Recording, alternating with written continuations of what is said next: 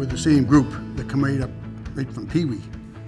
There was, not too many changes. East Hants wasn't a really big minor hockey system, so basically we started in Pee Wee, and same group, pretty much stayed together right through midget. Really, the group had a history of being successful. In Pee Wee, basically that same core group when Graham Eisner was the coach. They did quite well then too, as well. When we got to midget, and we realized that there was a Wrigley tournament, it was a journey for us from there. It was a whole team of guys that every night we went to the rink, we wanted to win. How good is your team going to be this year, Gerald? I said, well, I'll tell you, we're going to beat everybody in the league. I said, I got the best team in the league. We hadn't played a game yet. Oh, probably about midway through the fall of that year, I would think. We started playing teams from Dartmouth, Halifax, Bedford, and all that area, I guess it was. And we didn't lose. Like I said, when we went into the city teams, it was always, you had a little extra to give them because you knew how they felt about us out here. So there was a lot of pride when we went in the town. And when you finish your check, you finish with a little more, you wanted to hurt them. So it was a lot of fun, especially to beat the city teams. I think if you look back on it, the main thing that,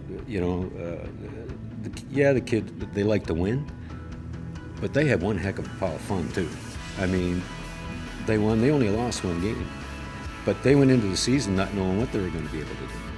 And as they kept winning and playing, they almost felt they were invincible after a while, which is actually a good feeling. It was a goal for us to win as a team. It wasn't about individuals back then. When we played, we all played for each other, right? There was 19 guys in our team. Didn't matter where you played or who you played with, everybody played to win. And we practiced hard. When we went to practice, we practiced hard. And we used to love to go to the city and play the city teams. And to beat Halifax, beat Dartmouth, those teams, that's what we thrived on that stuff. Right from goaltenders out, we were strong. So, and if we didn't, whatever we lacked in talent, there was no shortage of heart and pride. So that's a lot of that was, as far as I'm concerned, that was probably one of our biggest assets, was just the heart and their pride.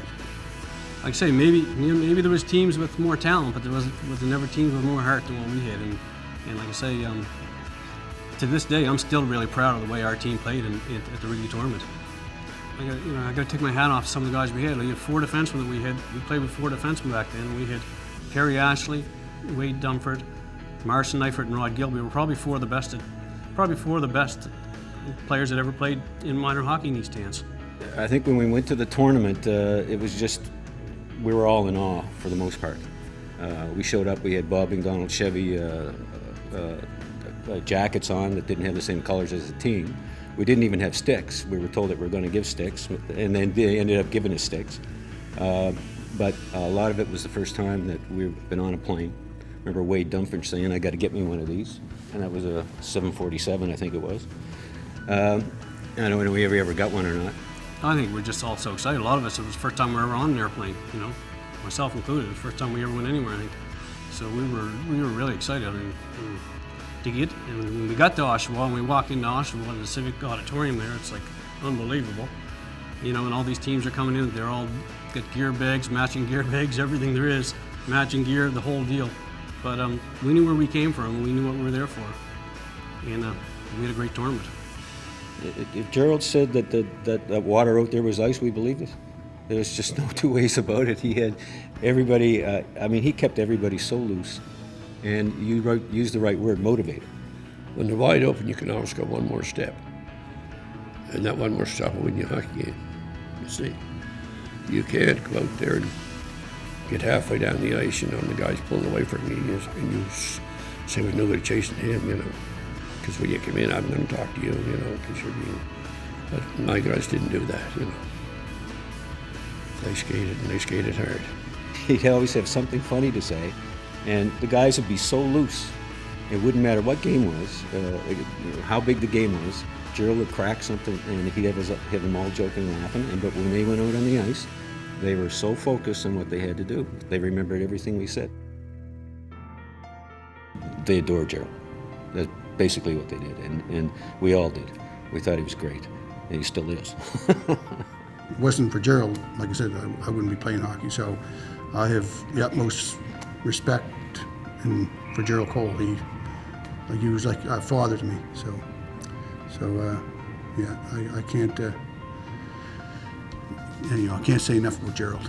As a coach and as a man, so he really did it all for me.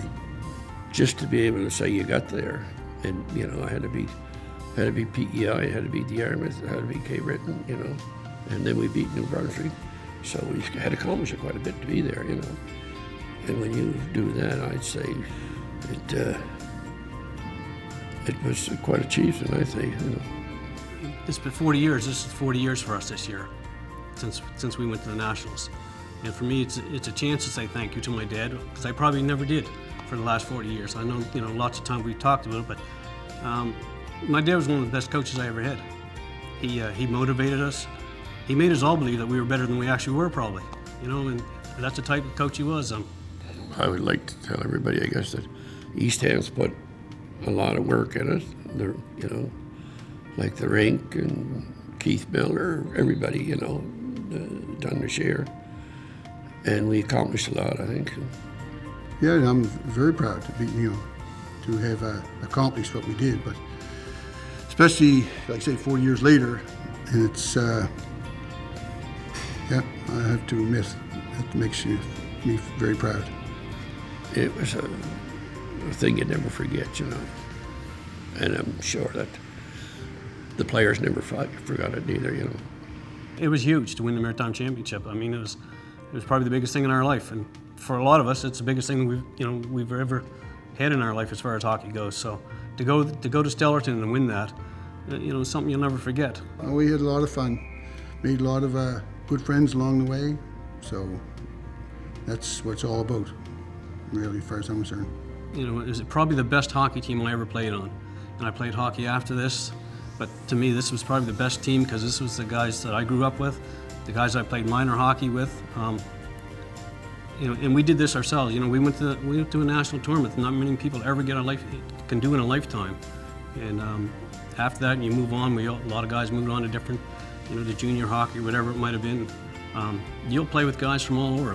You might play with guys from somewhere in Ontario or out west or whatever. But this team was all guys from here. And to me, that's a special thing. It was always about home. 2014 East Hants Sport Hall of Fame inductee, the 1973-74 Wrigley Midget Hockey Team.